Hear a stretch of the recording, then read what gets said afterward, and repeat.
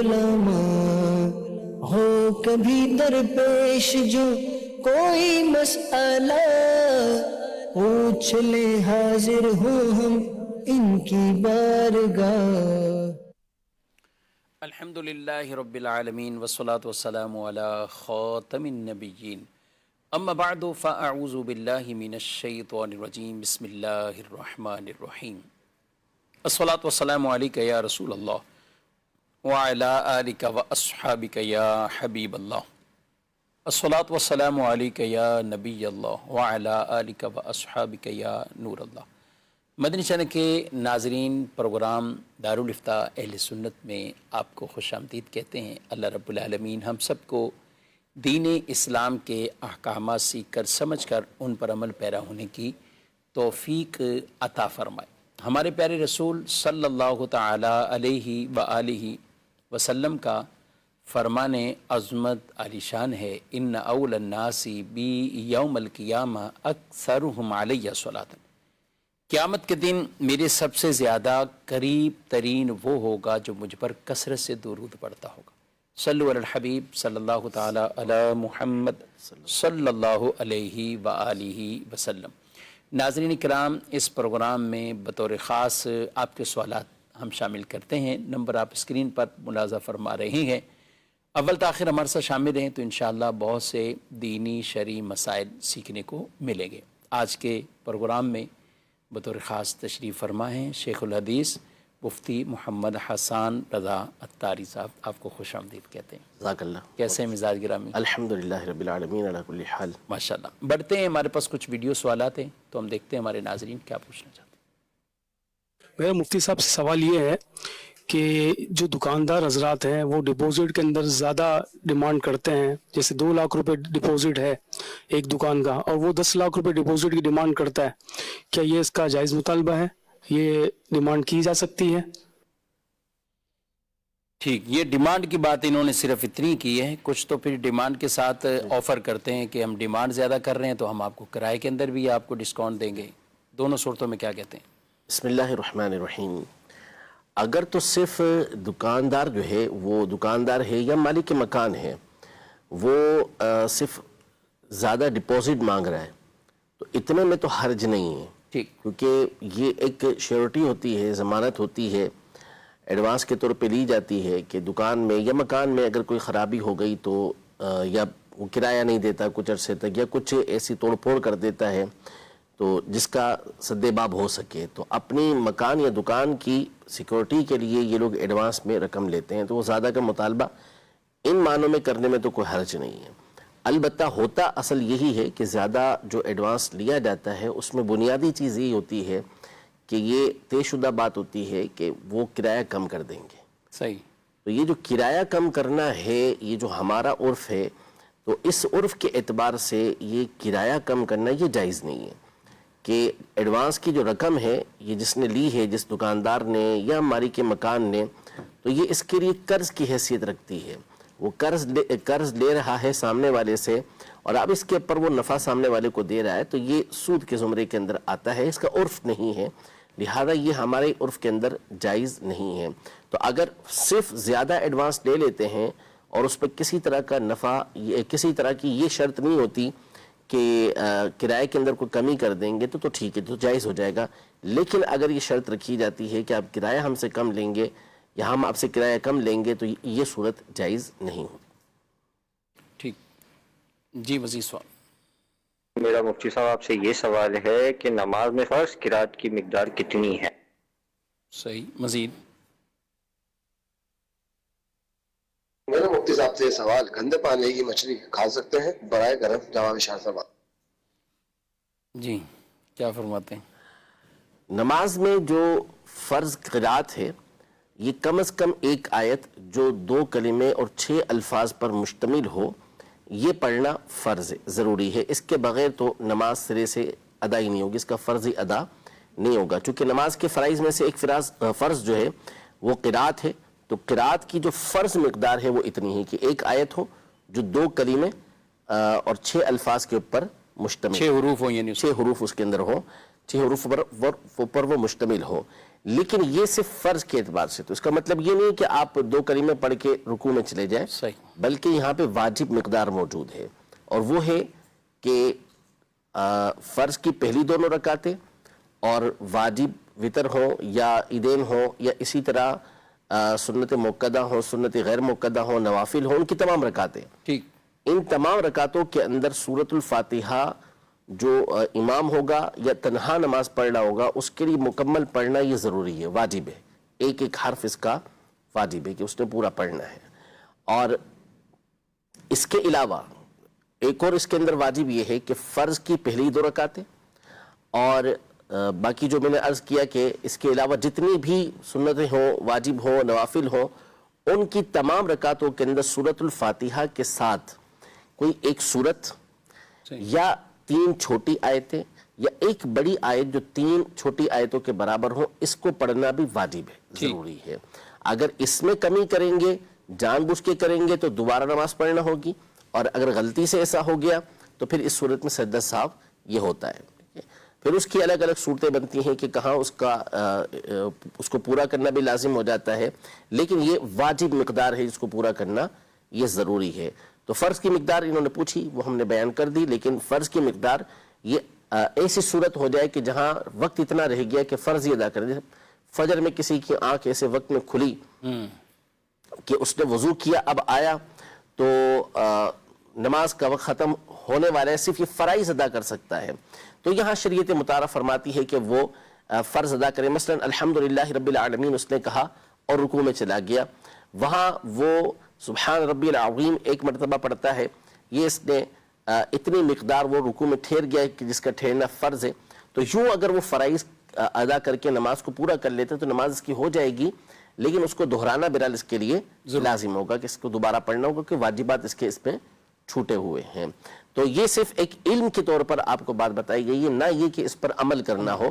عمل کی صورت وہی ہے کہ جہاں پر اتنا ہی وقت آپ کے پاس باقی رہ گیا کہ آپ فرض کے علاوہ کچھ بھی ادا نہیں کر سکتے۔ یعنی یہ بھی نماز کی کتنی اہمیت ہے، یعنی ایسے موقع پر بھی ہمیں نماز میں کہا کہ یہ تخفیف کر کے اس انداز سے پڑھ لیں تاکہ قضا کا گناہ نہ ملے۔ جی بالکل بالکل۔ کئی تو ایسے یعنی ان کے لیے کیا کہیں گے کہ بالکل جاگتے ہوئے سب کچھ کرتے ہوئے۔ اچھا آج کل ہم دیکھیں تو اسکول کی ٹائمنگ بھی وہ کہیں کہ فجر کے ٹائم کے پاس ہی ہے، یعنی کراچی شہر کی ہم بات کریں تو جو فجر کا ایک اختتامی وقت ہے اور اسی کے ساتھ ہی کچھ 15-20 منٹ بعد رکشے، وین اور دیگر آنے شروع ہو جاتے ہیں۔ جی اور وہ تو لیکن وہی سردی ہے، سب کچھ ہے اپنی جگہ، یعنی اسی بچے کو تیار کر کے تو باہر تو بھیجا جا رہا ہے، لیکن نماز کے لیے بھیجا، نماز کے لیے اب بھلے وہ اس عمر کو بھی پہنچ گئے، خود نہیں آئیں گے تو بچے کو کہاں بھیجیں گے، خود نہیں پڑھیں گے تو بچے کو کہاں سے ترغیب دیں گے۔ تو بہرحال اسکول بھیجیں نہ بھیجیں، بھیجنا چاہیے، پڑھانا چاہیے بچے کو شریعت کے دائرے کے اندر،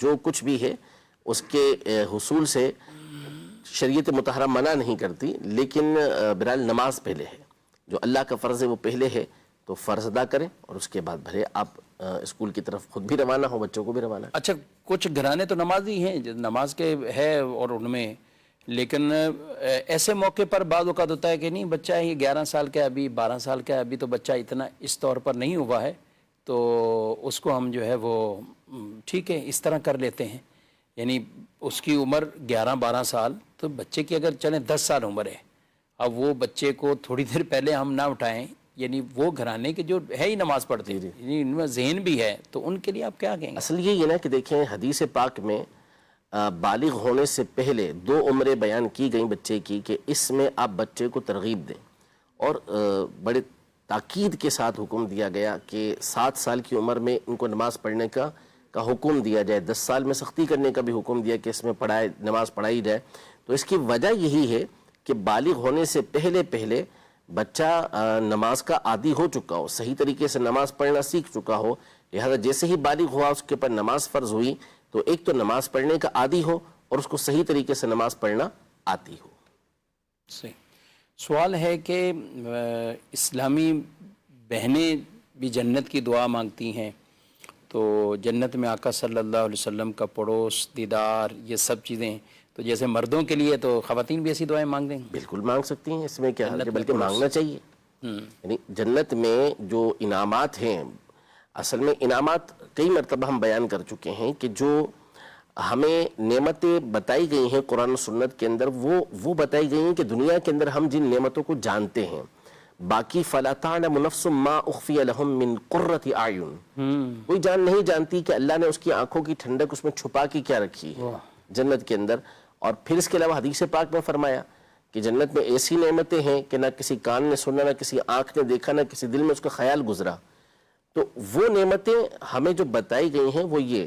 باقی جنت کی جو سب سے بڑی نعمت ہے وہ ہے اللہ تبارک و تعالیٰ کا دیدار اور اس کی رضا، اس کا راضی ہونا اور اس کا دیدار، یہ سب سے بڑی نعمت ہے۔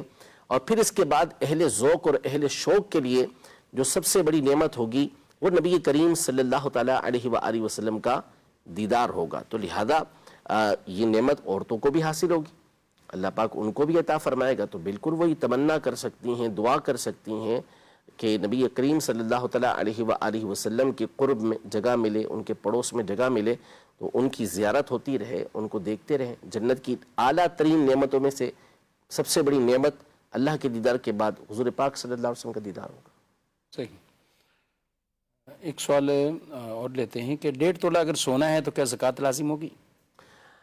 صرف اور صرف 1.5 تولہ سونا ہے، اس کے علاوہ نہ چاندی ہے، نہ ضرورت کے علاوہ رقم ہے، نہ بیچنے کا سامان ہے، تو پھر اس صورت میں زکوٰۃ لازم نہیں ہوگی۔ حتیٰ کہ اگر آپ کے پاس 7.5 تولہ سونا سے رتی برابر بھی کم ہے تو بھی آپ کے اوپر زکوٰۃ فرض نہیں ہوگی اگر صرف اور صرف سونا ہے۔ ہاں، سونے کے ساتھ آپ کے پاس چاندی ہے، یا آپ کے پاس ضرورت کے علاوہ رقم موجود ہے، یا بیچنے کا سامان موجود ہے، اب ان کو ہم سونے کی رقم کے ساتھ ملائیں گے اور ملا کر دیکھیں گے کہ وہ 52.5 تولہ چاندی کی رقم کے برابر پہنچ رہی ہے یا نہیں پہنچ رہی۔ اگر رقم پہنچ رہی ہے، جیسا کہ 1.5 تولے کی بات کی، تو بآسانی اس کے ساتھ 1 روپیہ بھی ملے گا تو یہ 52.5 تولہ چاندی کی رقم کو پہنچ جائے گی، تو اس صورت میں اس کے اوپر زکوٰۃ فرض ہو جائے گی، جبکہ دیگر شرائط بھی اس کے اندر پائی جائیں۔ جی مزید سوال۔ میرا مفتی صاحب سے سوال یہ ہے کہ حفاظت کے لیے آیت الکرسی پڑھ کر تالیاں بجانا کیسا ہے؟ براہ کرم جواب ارشاد فرما دیجیے۔ آیت الکرسی پڑھ کر تالیاں کیا کہتے ہیں آپ؟ پہلی دفعہ سنا ہے، حفاظت کے لیے پہلی بار سنا ہے کہ آیت الکرسی پڑھ کے کوئی تالیاں بجاتا ہو، تو تالیاں کیوں بجا رہا ہے؟ تو تالیاں بجانا تو اگر جو لہو و لعب کے طور پر ہمارے یہاں عام طور پر رائج ہے وہ تو جائز بھی نہیں ہے۔ یہ تو کفار کا طریقہ قرآن مجید فرقان حمید میں اللہ پاک نے بیان کیا ہے کہ وہ طواف کرتے ہوئے کرتے ہی تھے، ان کا طواف تھا یہی کہ وہ سیٹیاں بجاتے تھے اور تالیاں بجاتے تھے۔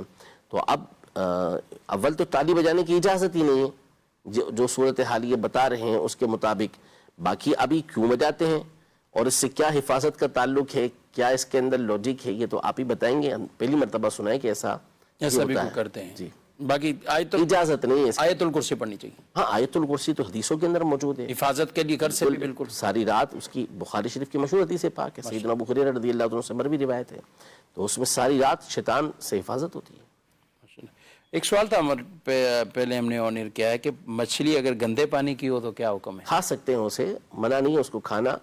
ہاں، اگر اس کو بو وغیرہ آتی ہے تو اس کو زائل کیا جائے، زائل کر دیں اس کی بو کو، اس کے بعد اسے کھا سکتے ہیں۔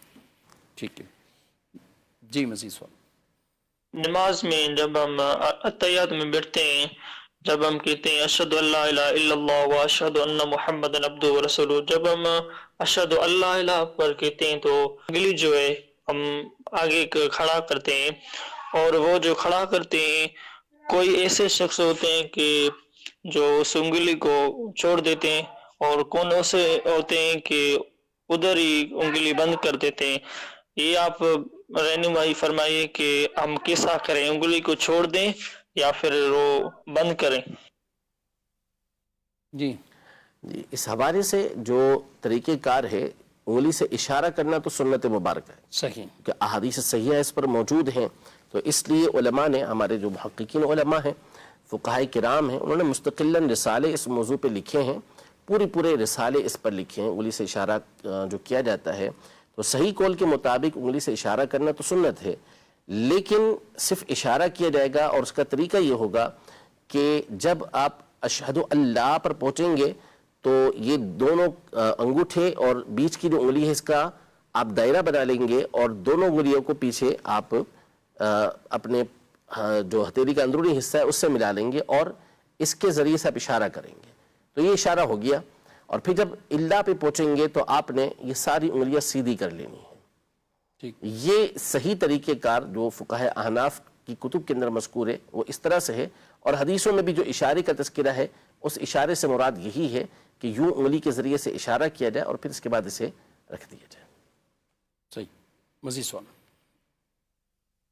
مفتی صاحب سے یہ سوال ہے کہ آدم علیہ السلام اور دیگر انبیاء کا کیا قبلہ تھا؟ جی قبلے کے حوالے سے آدم علیہ السلام اور دیگر انبیاء کا. تمام انبیاء کے حوالے سے تو مجھے پڑھنا یاد نہیں ہے. البتہ جو یہود ہیں نصارہ ہیں تو ان کا جو قبلہ رہا ہے وہ تو بیت المقدس رہا ہے. اور نبی پاک صلی اللہ تعالیٰ علیہ وآلہ وسلم مکہ مکرمہ میں جب تھے مدینہ منورہ آنے سے پہلے تو آپ کعبے کی طرف رک کر کے نماز پڑھتے تھے. اور بعض کے مطابق آپ کعبے کی طرف عام طور پہ نماز اس طرح پڑھتے تھے کہ اس میں بیت المقدس کی طرف بھی جو ہے وہ آپ کا رخ ہو جایا کرتا تھا. اور جب مدینہ منورہ آپ تشریف لے کر آئے تو تقریباً 16.5 مہینے تک آپ نے اللہ کے حکم سے بیت المقدس کی طرف رک کر کے نماز پڑھی. اسی لیے اس کو ہمارا قبلہ اول کہا جاتا ہے. پھر اس کے بعد نبی پاک صلی اللہ تعالیٰ علیہ وآلہ وسلم پر یہ وحی نازل ہوئی کہ آپ اپنے چہرے کو مسجد حرام کی طرف کر لیں, یعنی اپنا رخ آپ کعبے کی طرف کر لیں, کیونکہ نبی پاک صلی اللہ تعالیٰ علیہ وآلہ وسلم اس بات کو پسند فرماتے تھے کہ کعبے کو آپ کا قبلہ بنا دیا جائے. تو یوں نبی پاک صلی اللہ تعالیٰ علیہ وآلہ وسلم نے کعبے کی طرف رک کر کے نماز پڑھنا شروع کی اور پچھلا جو قبلہ تھا بیت المقدس کی طرف رک کر کے پڑھنا یہ حکم منسوخ ہو گیا. نبی پاک صلی اللہ علیہ وسلم کی جو یہ خواہش تھی جو قرآن مجید میں وہی اللہ پاک نے بیان فرمایا ہے فولی وجہک شطر المسجد الحرام, یا اس سے پہلے فلنولینک قبلۃ ترضاھا. تو اس پسند پہ یہ مفسرین نے جو لکھا ہے کہ چونکہ حضرت آدم علیہ السلام سے لے کر حضرت موسیٰ علیہ السلام تک انبیاء کا قبلہ کعبہ معظمہ, اور حضور صلی اللہ علیہ وسلم کی خواہش تھی کہ اتنی تعداد میں یہ ان کا قبلہ وہی رہا. جی ممکن ہے. اور پھر حج بھی خانہ کعبہ کا ہوا, وہ تو حج تو ہمیشہ سے کعبہ کا ہی ہوتا رہا. اور حضرت آدم علیہ السلام کے حوالے سے یہ لکھا ہے کتابوں میں کہ جب آپ کو آسمان سے زمین کی طرف اتارا گیا تو اس وقت چونکہ جو کعبہ ہے اس کے بالکل سے عین اوپر 7ویں آسمان پر بیت المعمور ہے. بیت المعمور جو فرشتوں کا کعبہ ہے, تو اس لیے وہ وہاں پر دیکھتے تھے کہ فرشتے اس کے گرد چکر لگاتے تھے, طواف کرتے تھے اور وہاں نماز پڑھتے تھے. تو اس لیے مفسرین نے اس بات کو لکھا کہ کعبے کو سب سے پہلے بنانے والی جو ذات ہے, ایک قول کے مطابق وہ حضرت سیدنا آدم علیہ نبینا و علیہ السلام کی ہے کہ آپ کو بیت المعمور کا جو نقشہ ہے اور بیت المعمور کی جو آپ رونق دیکھتے تھے وہ زمین پر آپ کو حاصل ہو جائے. تو سب سے پہلے آپ نے پھر زمین پر کعبے کو بنایا. تو جو حج کرنا ہے اس کا تذکرہ تو صحیح حدیثوں کے اندر موجود ہے. موسیٰ علیہ السلام ہو, عیسیٰ علیہ السلام ہو, دیگر انبیاء کے حوالے سے صحیح احادیث طیبہ موجود ہے کہ وہ ہمیشہ کعبۃ اللہ المشرفہ کا ہی طواف کرتے رہے, حج وہیں آ کر کرتے رہے. صحیح. دارالتعلیٰ سنت کا ایک فتویٰ ہے حضرت آدم علیہ السلام سے لے کر حضرت موسیٰ علیہ السلام تک کعبہ ہی قبلہ رہا. صحیح. اور پھر حضرت موسیٰ علیہ السلام سے لے کر حضرت عیسیٰ علیہ السلام تک بیت المقدس قبلہ رہا. اور مسلمان بھی مدینہ منورہ میں آنے کے بعد تقریباً 16-17 ماہ تک بیت المقدس کی طرف منہ کر کے نماز پڑھتے رہے. اس کے بعد نماز ظہر کی ادائیگی کے دوران مسجد قبلتین میں قبلہ تبدیل ہوا, یعنی حضرت آدم علیہ السلام سے لے کر حضرت موسیٰ علیہ السلام تک سب کا قبلہ کعبہ معظمہ رہا. مزید سوال.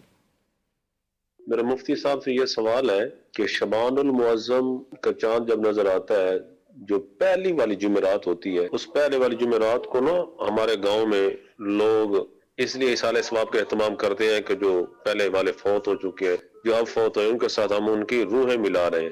اس کے بارے میں آپ وضاحت فرمائیں, کیا معاملہ ہے؟ ہر طرف یہ نیاز ہے, کچھ اس کو عرفہ کی نیاز, کچھ اور کسی نام سے کہتے ہیں, لیکن یہ بھی ایک تصور ہے کہ ہم روحیں ان کی ملا رہے ہیں. فاتحہ نہ کریں گے تو روحیں ملاقات نہیں ہوگی. یعنی جو اس سال بیچ میں جن کا انتقال ہوا ہے تو اگلوں کے ساتھ ان کی ملاقات یہ اس شعبان کی پہلی جمعرات اور کچھ اسے 14 شعبان کہتے ہیں کہ اسے ہوتی ہے. صحیح. ایسا دیکھیں بعض چیزیں ہوتی ہیں کہ فی نفس ہی اس کو کرنا ٹھیک ہوتا ہے, ٹھیک, اس کے کرنے میں کوئی حرج نہیں ہوتا, اور لیکن اس کے جو پیچھے لوجک بن جاتی ہے وہ لوجک غلط ہوتی ہے. اب اصل یہ ہے کہ وہ کام کرنا ٹھیک ہے, صرف آپ کا جو تصور ہے اس کو آپ صحیح کر لیں تو کوئی مسئلہ نہیں ہے. صحیح. اب یہ کہنا کہ روحیں اسی صورت میں ملیں گی جبکہ آپ اصالہ ثواب کریں گے تو ایسا کچھ نہیں ہے. یا شعبان کے پہلے جمعہ کو, پہلی جمعرات کو اس طرح کریں گے, یا آپ 14 شعبان کو اس طرح کریں گے تو ہی روحوں کی ملاقات ہوگی, پھر روحوں کی عید ہوگی, تو یہ تصور, یہ کنسپٹ ٹھیک نہیں ہے. ہاں, اس بنیاد پر نیک عمل کرنا, اصالہ ثواب کرنا, اس کو ناجائز کہہ دینا یہ غلط بات ہے. وہ جائز ہے, اس کے کرنے میں حرج نہیں ہے, صرف آپ لوگوں کو جو صحیح بات ہے, صحیح نظریہ ہے وہ بتا دیں. ٹھیک ہے کہ بھئی یہ ہے اصل, کہ آپ جو ہے وہ یہ تصور نہ کریں کہ روحیں اس کے بغیر ملیں گی نہیں, روحوں کی اس کے بغیر ملاقات نہیں ہوگی, تو یہ تصور نہ رکھیں. باقی آپ اگر اصالہ ثواب کرنا چاہتے ہیں تو بالکل کریں. اچھا, مرحومین کے آپس میں ملاقاتیں ہوتی ہیں؟ بالکل ہوتی ہیں. اچھے کفن جو دینے کی ترغیب حدیث پاک میں دی گئی, اس کی ایک حکمت ہی یہ بیان کی گئی کہ مردے ایک دوسرے پہ فخر کرتے ہیں. صحیح. ٹھیک ہے, اسی طرح ملاقاتیں بھی ان کی ہوتی ہیں, انتقال کے فوری بعد ملاقاتیں ہوتی ہیں. روحیں ایک دوسرے سے پوچھتی ہیں کہ جو ہم سے پہلے آیا تھا وہ کہاں پر ہے. اچھا, یوں ملاقات آپس میں ہوتی ہیں. ملاقات بھی ہوتی ہے. جی. اس میں پھر اسی طرح کا بھی ہے کہ ظاہر نیک روحیں یا دیگر اس اعتبار سے ایسا فرق رہے گا؟ بالکل رہے گا. یعنی بعض روایتیں ایسے ہیں, اللہ پاک ہماری حفاظت فرمائے ایمان کی, آمین آمین, کہ جیسے کسی کا انتقال ہوا, وہ اپنے اقارب کے پاس آتا ہے اور ان سے پوچھتا ہے کہ فلاں نظر نہیں آ رہا, تو پھر وہ اس کے اوپر افسوس کا اظہار کرتے ہیں کہ جب وہ ہمارے ساتھ نہیں ہے, ہم بھلائی کے اندر ہیں, تو اس کا مطلب ہے کہ پھر وہ کہاں ہے, تو اس کو پھر کسی عذاب کے اندر مبتلا کر دیا گیا ہے. تو یوں تو فرق ہے. اور پھر جو آثار صحابہ ہیں اس میں روحوں کے الگ الگ درجات بیان کیے گئے کہ کون سی روح کہاں پر رہتی ہے. تو نیکوں کے درجات الگ بلند بیان کیے گئے ہیں, اور جو بد لوگ ہوتے ہیں, بدکار ہوتے ہیں, یا جن کے اوپر اللہ تبارک و تعالیٰ کا غضب ہوتا ہے, خاص فضل نہیں ہوتا ان کے اوپر, تو پھر ان کی روحیں یا تو ان کے قبر میں ہی محبوس کر دی جاتی ہیں, یا چاہے برہوت پر وہ رہتی ہیں. الگ الگ ان کے بھی مقامات ذکر کیے گئے ہیں. ٹھیک. مزید سوال. طاہر بول رہا ہوں کراچی سے, کہ میں جو فرض نماز وغیرہ ہیں وہ تو چلے میں اس میں پڑھ لیتا ہوں کھڑے ہو کے قیام و سجود کے ساتھ. اب یہ ہے کہ کبھی کبھی سنت وغیرہ جو ہے میں وہ بیٹھ کے پڑھتا ہوں کرسی پہ, اس میں کوئی حرج ہے کہ وہ کبھی پیر کا مسئلہ رہتا ہے, یہ ذرا صحیح طریقہ کیا ہے یہ معلومات کرنی ہے. تکلیف کی وجہ سے کبھی ایک دم وہ ہو جاتی ہے تو پیر کھڑا نہیں ہو سکتا ہوں, تو اس لیے تو میں کرسی پہ پڑھ لیتا ہوں. پھر اللہ پاک آپ کے لیے آسانیاں پیدا فرمائے. کیا کہتے ہیں؟ اللہ پاک ان کو شفا دے, صحت دے. اصل تو یہ دیکھا جائے گا کہ یہ سجدہ کر سکتے ہیں یا نہیں کر سکتے. اگر تو یہ سجدہ کر سکتے ہیں, سجدے پر قدرت رکھتے ہیں, کوئی ان کو ایسی تکلیف نہیں ہے کہ جو ناقابل برداشت ہو, تو پھر تو ان کے لیے جو فرض نمازیں ہیں, واجب نمازیں جیسے وتر ہے یا عیدین کی نماز ہے, اور اسی طرح جو فجر کی 2 سنتیں ہیں اس میں ان کے اوپر لازم ہے کہ یہ قیام کریں گے جتنی دیر یہ کھڑے ہو سکتے ہیں. صحیح. یہ ان کے اوپر لازم ہوگا ان نمازوں کے اندر. باقی اس کے علاوہ جو دیگر نمازیں ہیں وہ ویسے آپ یوں بیٹھ کے پڑھ سکتے ہیں کہ سجدہ زمین پہ کریں, اور باقی جو ارکان اپنے ادا کرنے ہیں وہ بھلے آپ بیٹھ کے ادا کریں. یہ بیٹھ کے نماز پڑھنا کہلائے گا. سنت فجر, واجب اور فرض میں قیام یہ ضروری ہے, اسے آپ نہیں چھوڑ سکتے. ہاں, اگر آپ کے پیروں کے اندر ایسا شدید درد ہے یا درد ہو جاتا ہے کہ جس کی بنیاد پر آپ سجدہ زمین پر نہیں کر سکتے, نہ ہی 9 انچ کی کوئی ایسی چیز ہے کہ جس کے اوپر آپ سجدہ کر سکیں, تو اس صورت میں سجدہ کرنا آپ پر فرض نہ رہا, تو یوں ہی جو قیام کرنا آپ پر لازم تھا اب وہ بھی نہ رہا, وہ بھی ساقط ہو گیا. اس کو کرنے کی بھی اب آپ کے اوپر وہ فرض نہیں رہے گا آپ پر. اب جو آپ نماز پڑھیں گے وہ کہا تو ہمارے رواج کے اندر اسے بیٹھ کے نماز پڑھنا جاتا ہے, لیکن حقیقتاً جو وہ نماز ہے وہ اشاروں سے نماز پڑھنا ہے. لہذا اب ساری کی ساری نماز کرسی پہ بیٹھ کے ادا کر سکیں گے. تو اب آپ اس کو دیکھ لیجئے, جو ڈیٹیل میں نے آپ کے سامنے بیان کی ہے, اگر اس کے مطابق ہے تو پھر آپ بیٹھ کے نماز پڑھ سکتے ہیں. کرسی پہ بیٹھنے کی کنڈیشن بھی بیان کر دی ہے آپ کے سامنے, اور زمین پہ بیٹھ کے نماز پڑھنے کی بھی کنڈیشن بیان کر دی ہے. اس کے علاوہ دارالفتہ اہل سنت کا ایک رسالہ کرسی پر نماز پڑھنے کے احکام یہ موجود ہے, مزید اس میں بھی آپ اس کی تفصیل کو پڑھ سکتے ہیں. اچھا, بعض کا یہ ہوتا ہے کہ جو لوگ یہ پوچھتے ہیں کہ یہ ہے تو پھر میں بیٹھ کے پڑھ لیتا ہوں, ان کو یہ فرق رکھنا ضروری ہوگا کہ بیٹھ کر پڑھنے سے مراد وہ زمین پر بیٹھ کر پڑھیں گے یا کرسی پر پڑھیں گے, کہ نارمل یہ سمجھنا کہ جو زمین پر بھی بیٹھ کے پڑھ رہا ہے یا کرسی پر یہ ایک جیسے ہیں, تو ان دونوں کو ایک جیسا کہا جائے گا؟ دیکھیں, زمین پر اور کرسی پر ایک لحاظ سے تو ایک جیسا ہو سکتا ہے, صحیح, یعنی وہ سجدہ نہیں کر سکتا. تو جو بندہ سجدہ نہیں کر سکتا اس کے اوپر قیام یہ فرض نہیں دیتا, رکوع اس کے لیے اب فرض نہیں دیتا. اب وہ زمین پہ بیٹھ کے پڑھ رہا ہے, جیسے بعض لوگ آلتی پالتی مار کے بیٹھ جاتے ہیں, سجدہ نہیں کر پاتے, تو اب وہ جو نماز پڑھیں گے وہ اشاروں سے نماز پڑھنا ہے. اب اشارے سے جو نماز پڑھنا ہے یہ کئی دفعہ ہم بیان کر چکے ہیں. اشارہ جو ہوتا ہے وہ ہمیشہ سر کا اشارہ ہوتا ہے. اچھا, جیسے ابھی پچھلے دنوں ہمارے پاس دارالفتہ اہل سنت میں ایک سوال یہ آیا ہوا تھا کہ خاتون تھی, وہ بیٹھ کر نماز پڑھتی ہیں, بیٹھ کر نماز پڑھنے کے باوجود کرسی پر ان سے فرض کے علاوہ جو ہے وہ نمازیں پڑھی نہیں جاتی, کمر میں اتنا شدید درد ہو جاتا ہے. تو وہ اصل جو بات ہے وہ یہ تھی کہ وہ کرتی کیا ہے کہ یہ سجدے کے لیے یوں جھک گئی, رکوع کے لیے یوں جھک گئی, سجدے کے لیے یوں جھک گئی. تو اب اس کا نتیجہ یہ نکلتا تھا کہ کمر میں وہی درد ان کو اٹھ رہا ہے, حالانکہ اصول یہ تھا کہ وہ سر کا اشارہ کرتی سجدے کے لیے یوں, اور رکوع کے لیے یوں کیا, اور سجدے کے لیے تھوڑا سا اور زیادہ کر دیا. صحیح, یعنی صرف اس سر کے اشارہ کافی, سر کا اشارہ کافی, اور یہی اصل اشارہ ہے. بعض یوں ہاتھ آگے کرتے ہیں, پھر کچھ اور آگے کرتے ہیں, یہ نہیں اشارہ. کر کے دکھائیے ذرا, سجدے والا کر کے ذرا. جیسے یوں بیٹھے ہوئے آپ, مثال کے طور پر آپ نے جیسے ہاتھ باندھے ہوئے آپ نے, اور اب آپ نے رکوع میں جانا ہے, اللہ اکبر کہا آپ نے, یہ کافی اشارہ رکوع کے لیے. پھر آپ جو ہے وہ سمیع اللہ لمن حمیدہ کہہ کے آپ نے قوما کیا. اب آپ نے سجدہ کرنا ہے, تو پہلے آپ نے اتنا کیا تھا, اب آپ تھوڑا سا آگے کر دیں, بس. صحیح, تو یہ آپ کا سجدہ ہو گیا. تو اس طرح تکلیف جن کو کمر میں واقعی بعض لوگوں کو بہت شدید تکلیف ہوتی ہے, وہ اس طرح نہیں کر سکتے, تو یہ سر کا اشارہ کریں گے تو اس سے بھی نماز ان کی ادا ہو جائے. اچھا, پھر اگر یہ اتنا نہیں جتنے آپ نے کہا, اس پہ اکتفا نہیں کرتے یا نہیں کرتی خواتین, یعنی یوں کر دینا یہ رکوع کے لیے کافی تھا, لیکن اب رکوع کے لیے انہوں نے کیا ہی اتنا, تو پھر لازمی ہوگا کہ سجدے کے لیے اس سے زیادہ کریں گے, سجدے کے لیے اس کے زیادہ کرنا پڑے, لازمی ہے.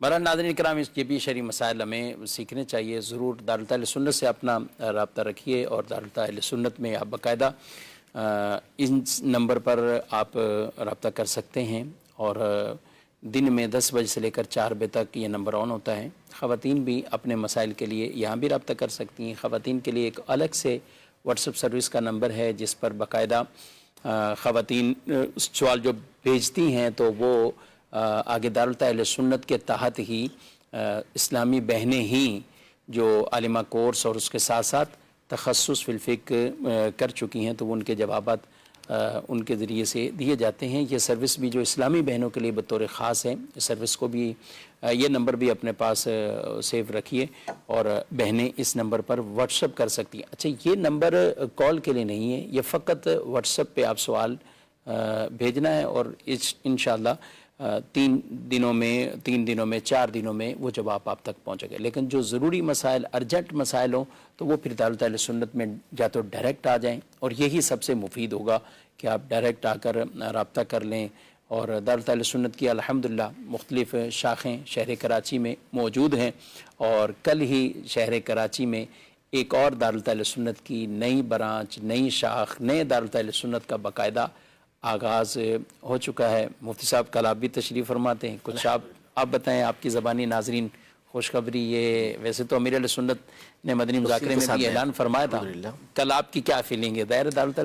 دعوت اسلامی کا ایک بہت بڑا جو ہے وہ کارنامہ ہے. امیر اہل سنت نے 12 دارالفتہ کھولنے کا اعلان کیا تھا کہ ہم 12 دارالفتہ اہل سنت جو ہے وہ کھولیں گے, اور الحمدللہ کل جو شاخ جس کی ابتدا ہوئی, یہ 24ویں یہ شاخ تھی, برانچ تھی دعوت اسلامی کے شعبے دارالفتہ اہل سنت کی، اور کراچی کے اندر یہ نوی جو ہے وہ برانچ تھی جو کھولی گئی ہے، اور یہ ایک بڑا جو ہے وہ کارنامہ ہے الحمدللہ دعوت اسلامی کی طرف سے کہ ہمارے یہاں ویسے ہی کوئی اس طرح آسانی کے ساتھ اجازت نہیں دی جاتی کہ ہر کوئی جواب دیتا پھرے، اس کے لیے بڑی جو ہے وہ کڑی آزمائشوں کے ساتھ گزرنا پڑتا ہے، اور بڑی اس کے لیے مفتیان کرام اس کو جانچتے ہیں، پھر اس کے بعد کسی کو اجازت ہوتی ہے کہ وہ جواب دے، ہر ایک کو اس طرح نہیں بٹھایا جاتا ہے۔ پھر اتنی تربیت کے بعد الحمدللہ 24 جو ہے وہ شاخیں کھل جانا، جس میں سے کل جیسا کہ ڈیٹیل مفتی صاحب نے بیان کی کہ جو ہے وہ 2 ہماری وہ شاخیں ہیں کہ جس میں تجارت کے خاص مسائل کو بیان کیا جاتا ہے، اقتصاد کے مسائل کو بیان کیا جاتا ہے، ایک حلال فوڈ سے تعلق رکھنے والی 4 ہمارے وہ برانچیز ہیں ہماری کہ جس میں صرف اور صرف دعوت اسلامی کے جو مسائل ہیں، جو شعبہ جات سے متعلق مسائل ہیں، اجیروں سے متعلق مسائل ہیں، وہ اس دارالفتہ اہل سنت کی 4 شاخوں سے پوچھے جاتے ہیں۔ اس کے علاوہ عوام کے لیے جو ہے وہ عمومی طور پر مختلف مقامات پر الحمدللہ یہ ہماری شاخیں موجود ہیں۔ کل مجھے ایک اسلامی میں کہنے لگے کہ آپ حضرات سے ٹائم لیتے ہیں تو اچھا خاصا ٹائم لینے والے کو بھی وقت چاہیے ہوتا ہے، اور وہ ٹائم بھی لیتا ہے، اور پھر آپ ایک مفتی صاحب کہیں بھی جائیں تو ٹائم دیتے ہیں، لیکن آخر کیا وجہ دارالفتہ کا افتتاح ہو تو آپ لوگ ماشاءاللہ اتنی تعداد میں موجود تھے اور سب وہاں پہ، تو میں نے کہا ہمیں پیاری اتنا ہے شعبے سے بطور اور زندگیاں گزر گئی ہیں، ہمارا شعبہ ہے نا، کیا خیال ہے؟ جی یہی ہمارے لیے تو یہ خاندان کی ایسا لگتا ہے جیسے ہمارا ایک اپنا گھر بنا ہے، کوئی ایسا ہی ہے۔ یعنی ہمارا، میں نے ایک دفعہ یاد ہوگا آپ کو، ہمارا جو گروپ ہے جس میں ہمارے تقریباً دارالفتہ اہل سنت کے اسلامی میں شامل ہیں، تو ہم نے یہ کہا کہ یہ ہماری ایک فیملی کی طرح ہے، یہ افراد ہمارے گھر کے افراد کی طرح ہیں، تو ظاہر ہے کہ اپنے گھر کے افراد اور ان کی جو ہے وہ اس کے اندر ترقی ہو رہی ہو، ہمارے گھر زیادہ سے زیادہ بن رہے ہوں الحمدللہ، اور وہ گھر کے جو ہمیں جنت میں لے جانے کا ذریعہ بنیں گے، تو انشاءاللہ تبارک و تعالی بنیں گے بھی یہ ذریعہ ہمارے لیے، تو ہمارے لیے خوشی ہی کی بات ہے، تو اس میں ہی جمع نہ ہوں گے تو پھر کہاں جمع ہوں گے؟ ماشاءاللہ۔ جی مزید سوال؟ کہ میری 9 ماہ قبل شادی ہوئی ہے اور بچہ میرا پیدا ہوا ہے، اور وہ فوت ہوا ہی پیدا ہوا ہے، تو اس کے تقریباً 1.5 گھنٹے بعد میری بیوی کی بھی ڈیتھ ہو گئی ہے، تو اب اس کا جو سامان ہے اس کا کیا ہوگا، اور دوسرا حق مہر کے پیسے ہیں وہ بھی میرے پاس ہیں، تو وہ کدھر دینے ہیں، کیا کرنا ہے ان کا، تو اس کی مغفرت کے لیے دعا بھی کروانی ہے۔ انا للہ و انا الیہ راجعون، دعا فرما دیں۔ اللہ پاک آپ کی اہلیہ کی بھی مغفرت فرمائے، آپ کے بچے کی بھی مغفرت فرمائے، دونوں کے درجات کو بھی اللہ پاک بلند فرمائے، اور آپ کو اللہ پاک صبر دے، اور جو صبر پر اجر رب تبارک و تعالی نے مقرر کیا ہے وہ آپ کو عطا فرمائے۔ قیامت کے دن اللہ تبارک و تعالی اس بچے کو، آپ کی اہلیہ کو، بچے کو آپ دونوں کے لیے اور آپ کی اہلیہ کو آپ کے لیے ذریعہ نجات بنائے، آپ کے لیے اللہ پاک آسانیاں پیدا فرمائے۔ جہاں تک رہا میرے بھائی جو وراثت کا معاملہ ہے، تو ظاہر ہے کہ یہ ڈیٹیل طلب ہے، اس کے لیے ہمیں ورثہ معلوم کرنے ہوں گے آپ کی اہلیہ کے، جو حق مہر ہے اس میں آپ کا بھی حصہ بنے گا، جو آپ کی اہلیہ کی جائیداد اور وراثت جتنی بھی ہے اس میں آپ کا بھی حصہ بنے گا، اور ان کے دیگر ورثہ کی معلومات چاہیے ہوگی، بھائی بہنوں کی، ان کے والدین وغیرہ کی، تو اس کے لیے آپ دارالفتہ اہل سنت میں براہ راست خود رابطہ فرما لیں، تو انشاءاللہ تبارک و تعالی تفصیل لے کر پھر آپ کو جواب دے دیا جائے گا۔ ٹھیک ہے، یعنی وراثت کے بھی احکامات ہیں اور دیگر یہ سب اس سے جو ہے وہ متعلق ہوں گے۔ اس وجہ سے یعنی ولادت کی وجہ سے بعض اوقات جو خواتین کا انتقال ہو جاتا ہے، اس کی کوئی فضیلت؟ جی بالکل، فضیلت اس کی احادیث طیبہ شہادت موجود ہے، شہادت کی موجود ہیں، لیکن ظاہر ہے کہ یہ تکلیف کا ایک مرحلہ ہے، آزمائش کا ایک مرحلہ ہے، تو اللہ تبارک و تعالی مرحومہ کے درجات بھی بلند فرمائے، اور آپ کو اللہ پاک صبر عطا فرمائے۔ آمین آمین۔ جی ناظرین کرام، آپ نے پروگرام ملاحظہ کیا ہے، اور دارالفتہ اہل سنت میں الحمدللہ یہ بڑے ہی مختصر سے وقت میں ہم ان کئی چیزوں پر یہ گفتگو کرتے ہیں، آپ شرعی مسائل بھی سیکھتے ہیں۔ دارالفتہ اہل سنت کے اوپننگ کی اگر ویڈیو ریڈی ہے تو اگر آن ایئر ہو سکتی ہے تو ابھی کر دیجیے۔ مولاي صل وسلم دائما ابدا على حبيبك माशाल्लाह, सबको बहुत मुबारक हो भाई, माशाल्लाह मुबारक। अल्हम्दुलिल्लाह, आज दावत इस्लामी के शोबा दारुल इफ्ता अहले सुन्नत की एक ब्रांच का इफ्तिताह है। अमीर अहले सुन्नत हजरत मौलाना मोहम्मद इलियास अत्तार कादरी दामद बरकातहुल आलिया ने एक ज़माना पहले इस ख्वाहिश का इजहार किया था कि कराची शहर में हम 12 दारुल इफ्ता खोलेंगे। तो आज कराची शहर के एतबार से ये दारुल इफ्ता अहले सुन्नत की नवी ब्रांच है। 3 और खुलेंगी तो इंशाअल्लाह 12वीं शरीफ की निस्बत से 12 ब्रांचेस पूरी हो जाएगी। लेकिन मजमूई तौर पे दारुल इफ्ता अहले सुन्नत की पाकिस्तान भर में ये 24th नंबर ब्रांच है। इसमें कुछ खुसूसी मौज़ूआत की ब्रांचेस हैं, जैसे तिजारती मसाइल, इक़्तिसादी मसाइल, माली मसाइल के हवाले से 2 खुसूसी ब्रांचेस हैं, एक लाहौर में है, एक कराची में। फिर इसी के साथ मुत्तसिल फ़िक़्हुल हलाल, मुख्तलिफ अशिया के हलाल व हराम होने के हवाले से, कौन सी शय खाना हलाल है, कौन सी शय खाना हराम है, इस तरह के जो मसाइल होते हैं, हलाल फूड के नाम से जो इंडस्ट्री है उसके हवाले से, तो उसकी भी 2 ब्रांचेस, एक कराची में है, एक लाहौर में है। फिर 4 ब्रांचेस हमारी वो हैं जो बतौर खास सिर्फ दावत इस्लामी के अपने शरई मसाइल के हल के लिए। तो दावत इस्लामी जो दुनिया अहले सुन्नत की सबसे बड़ी तंजीम है और जिसका दायरा कार इस कदर वसी है, जिससे करोड़ों लोग वाबस्ता है, जिसके हजारों की तादाद में इदारे और लाखों की तादाद में जिसमें तलबा या मुताल्लिकीन है या मुलाजिमीन है, तो कितने बड़े सिस्टम में शरई मसाइल की जांच परख की बड़ी जरूरी। दावत इस्लामी है ये, दावत इस्लामी है, दावत इस्लामी है ये, दावत इस्लामी है, दावत इस्लामी है ये, दावत इस्लामी है, दावत इस्लामी। मौला करीम हमारी दावत इस्लामी को दिन दुगनी रात चुगनी तरक्की अता फरमा। ए अल्लाह अमीर अहले सुन्नत के फैजान को आम फरमा। ए अल्लाह उनका साये आफियत, साये आतिफत ए अल्लाह हम पर आफियत के साथ दराज फरमा।